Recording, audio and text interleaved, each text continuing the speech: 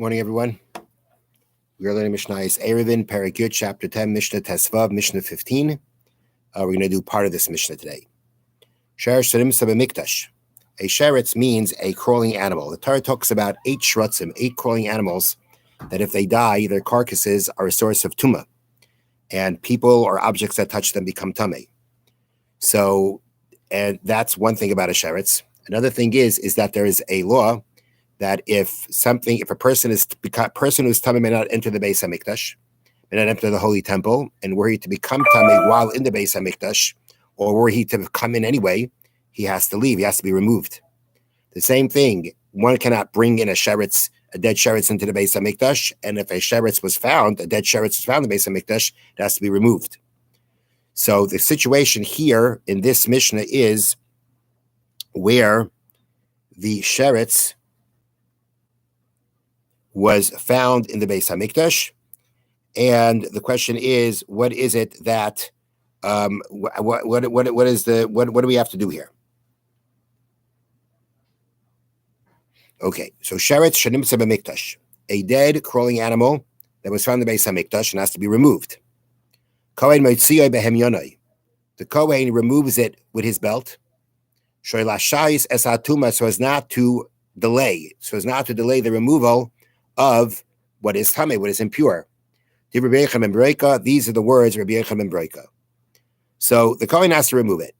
Now, were he to touch it, he would become tamei, which he's not allowed to become tamei in the Beis Hamikdash. So he can't go touching it.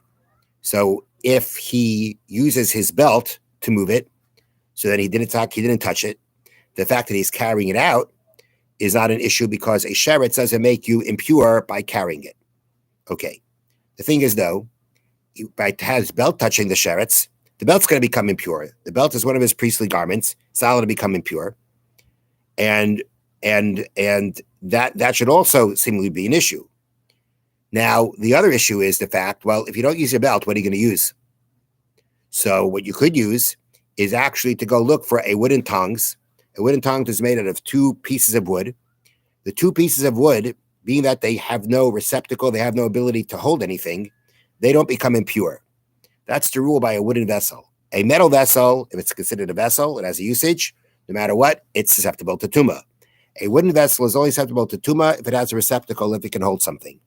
So the other option for the Kohen to do, so as not to make his belt tamei, which shouldn't be happening, he could go look for that wooden tongs, and the tongs won't become tamei, and it seems like all the problems are, so therefore you would at least not be making anything tamei.